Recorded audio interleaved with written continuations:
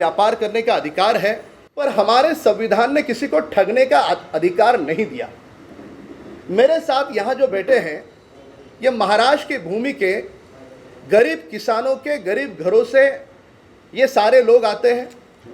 किसी से 30 लाख रुपया लिया गया, किसी से 15 लाख रुपया लिया गया, किसी से 20 लाख रुपया लिया गया, किसी व्यक्ति से इससे भी अधिक की राशि इस गेम की आपको हम डिस्ट्रीब्यूटरशिप दे रहे हैं। इस प्रकार की बातें उनको कहकर उनको बहलाया गया, उनको झूठ बोल करके उनसे पैसे इकट्ठे किए गए। सवाल ये उठता है कि एक और कंपनी लिख करके देती है कि पूरी तरह से यह गेम लीगल है, दूसरी ओर कंपनी कहती है कि यह गेम के तहत कौन बनेगा करोड़पति में, जिस प्रकार से इनाम की राशि मिलती है वैसे इनाम की राशि इसमें मिलेगी। और तीसरी ओर जिनकी कला के बारे में शिल्पा शेट्टी जी का हम उनकी प्रतिभा का जरूर सम्मान करेंगे, उनके चेहरे का उपयोग इस गेम के प्रचार प्रसार के लिए किया जाता है। अब गरीब घरों में रहने वाले लोग अपनी जो पूंजी है, अभी कोरोना काल से सारे पीड़ित हैं। ऐसे अवस्था में न केवल महाराष्ट्र से जो बातें सामने आ रही है, समूचे देश भर से लाखों नहीं, करोड़ों नहीं, बहुत बड़ी मात्रा में पैसे इकट्ठे किए गए। अगर इस धन की राशि को जोड़ने का प्रयास किया जाए, वह जांच एजेंसियों का काम है, वह मैं नहीं जोड़ पाऊंगा, पर लगभग 2,500 से 3,000 करोड़ का गफला यहां पर राज कुंद्रा की कंपनी वियान इंडस्ट्रीज ने किया है। अब लोगों को पता चला कि यह धोखाधड़ी का मामला है। वे राज कुंद्रा जी के दफ्तर में गए। दफ्तर में जाने के बाद जो उनसे पैसे मांगने के लिए गया, उस हर व्यक्ति के साथ मारपीट की गई। हर व्यक्ति को कह दिया गया कि राज कुंद्रा इस देश का बड़ा आदमी है, वह किसका पति है तुम जानते हो, यहां से रफा दफा हो जाओ। उसके पश्चात वहां के लोकल पुलिस स्टेशन का उपयोग करके जिसका हक का पैसा बनता था, जो मांग रहा था, उन्हीं लोगों पर लोकल पुलिस स्टेशन में जो पैसे मांग रहा है उसके खिलाफ शिकायत करके उन्हीं का मुंह बंद करने का दुस्साहस, दुष्कर्म इस वियान इंडस्ट्री की ओर से हुआ है। अब बारी आती है कि ये सारे लोगों को उन्होंने ठगा है, कब पता चला?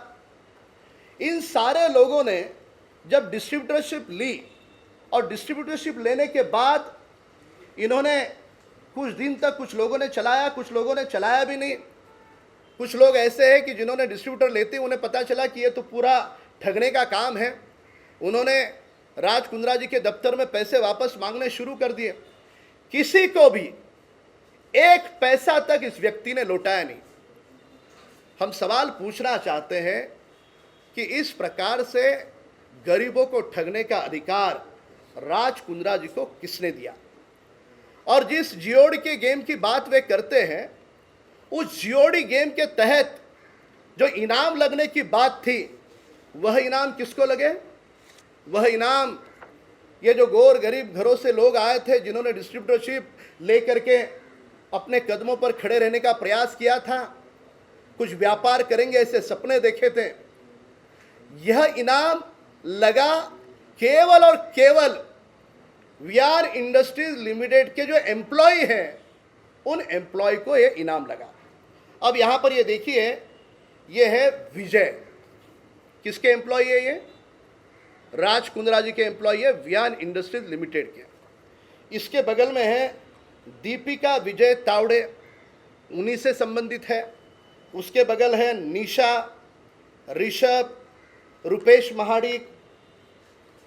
ये सारे के सारे जो नाम हैं, ये सारे के सारे इनाम घोषित वियान इंडस्ट्रीज लिमिटेड के एम्प्लॉय के नाम पर, जो उसके दफ्तर में काम करते उनके नाम पर इनाम घोषित। ये पूरी तरह से सारे लोगों को ये ठगने का काम इस वियान इंडस्ट्रीज ने किया है। यहां पर मैं महाराष्ट्र सरकार से सवाल पूछूंगा कि यह महाराष्ट्र के भूमि पर हुआ है, दिन दहाड़े इस प्रकार के मराठी नौजवान हैं, बाकी सारे इस भूमि पे काम करने वाले गरीबों के बच्चे हैं, उनको राज कुंद्रा ने ठगा। उस समय ये तीनों दलों की महाराष्ट्र की सरकार क्या कर रही थी, ये पहला सवाल। जब पुलिस स्टेशन ये सारे नौजवान गए कि हमको राज कुंद्रा मारपीट कर रहा है, हमारे पैसे लौटा नहीं रहा है, चेक से पैसे दिए, उसके पश्चात भी पुलिस ने, जो महाराष्ट्र सरकार के अधीन काम करती है, पुलिस के प्रति आदर सम्मान है, पर दुर्भाग्य यह है कि पुलिस ने भी इनको न्याय नहीं दिया। किसके दबाव में थी पुलिस?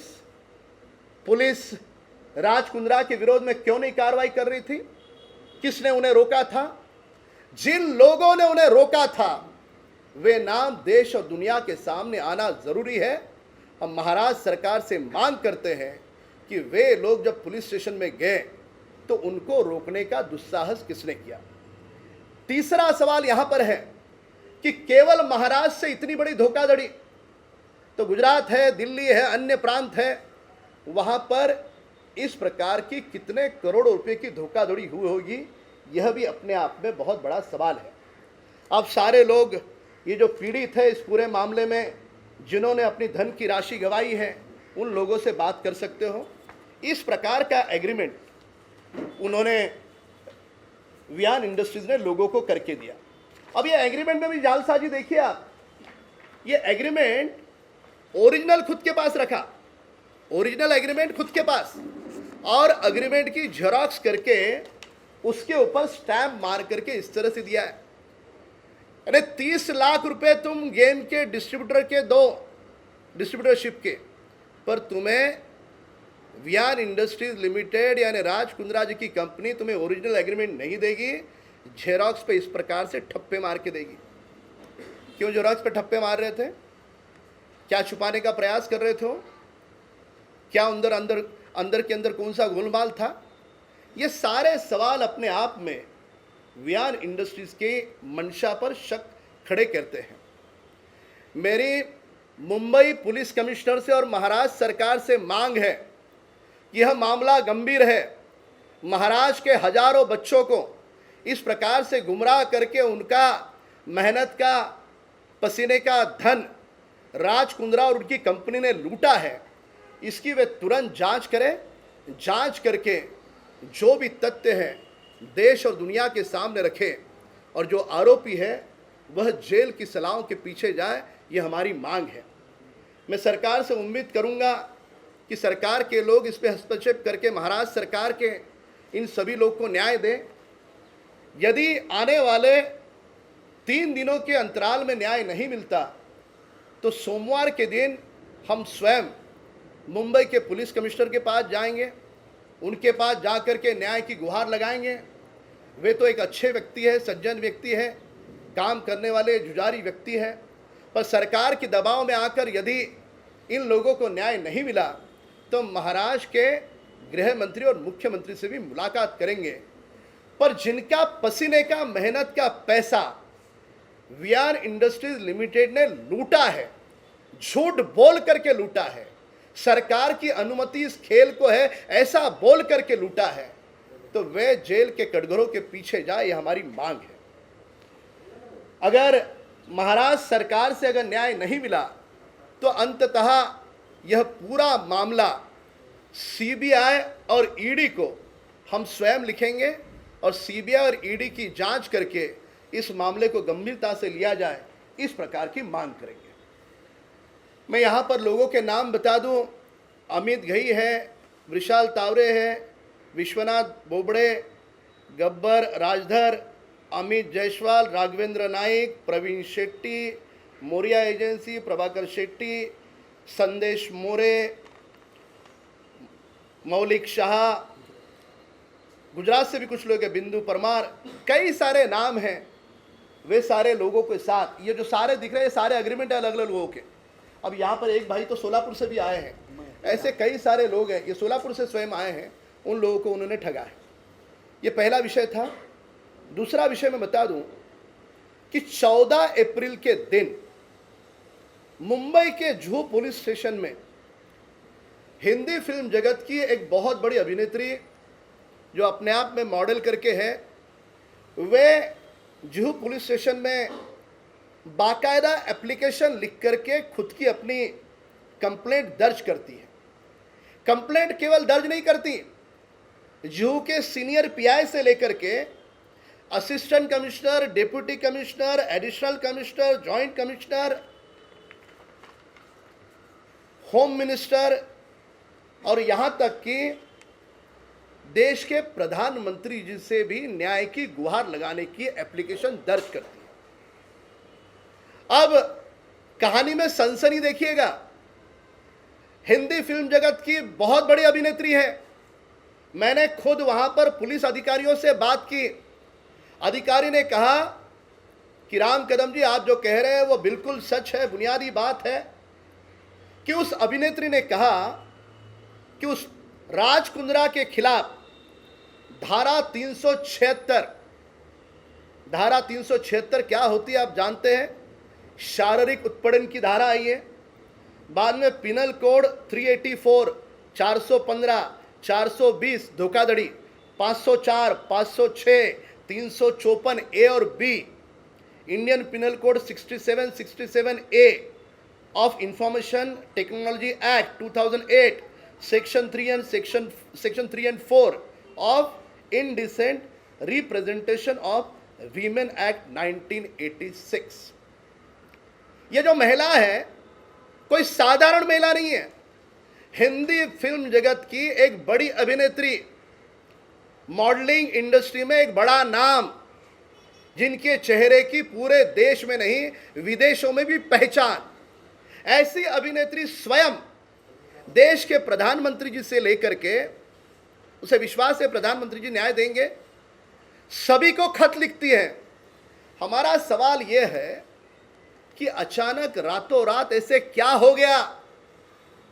वहां के पुलिस अधिकारी कह रहे हैं हाँ उसने हमें अर्जी लगाई, अर्जी में कहा उसके साथ शारीरिक उत्पीड़न हुआ है, उसके साथ धोखाधड़ी राज कुंद्रा ने की है, शारीरिक उत्पीड़न भी राज कुंद्रा ने किया है। वो अभिनेत्री खुद अपने दस्तखत करके जुहू पुलिस स्टेशन में 14 अप्रैल को देती है। वहां के सीनियर पीआई इस बात को स्वीकार करते हैं, अन्य आला अफसर भी इस बात को स्वीकार करते हैं। अचानक से रातों रात ऐसा क्या हो गया कि वह एप्लीकेशन आगे बढ़ नहीं पाया? उस अभिनेत्री पर किसने दबाव बनाया? क्या दिन दहाड़े राज कुंद्रा इतने शक्तिशाली है? एक और महाराष्ट्र के देश के गरीब किसानों को, बच्चों को लूटने का काम कर रहे हैं, उनको झूठे सपने दिखा करके उनसे लाखों करोड़ों रुपए जमा किए जा रहे हैं। और दूसरी ओर देश की हिंदी फिल्म जगत की सबसे बड़ी अच्छी अभिनेत्री, उस अभिनेत्री को भी राज कुंद्रा के विरोध में शारीरिक उत्पीड़न का मामला जुहू पुलिस स्टेशन में 14 अप्रैल को दर्ज करना पड़ा। अब कौन सा ऐसा दबाव था? दबाव बनाने वाले वे कौन से ऐसे शक्ति केंद्र थे? इस बात का जवाब हम महाराष्ट्र सरकार से चाहते हैं। यह पुलिस का मामला मुंबई पुलिस कमिश्नर के दायरे में आता है। इन बातों का जवाब महाराष्ट्र की सरकार को देना होगा।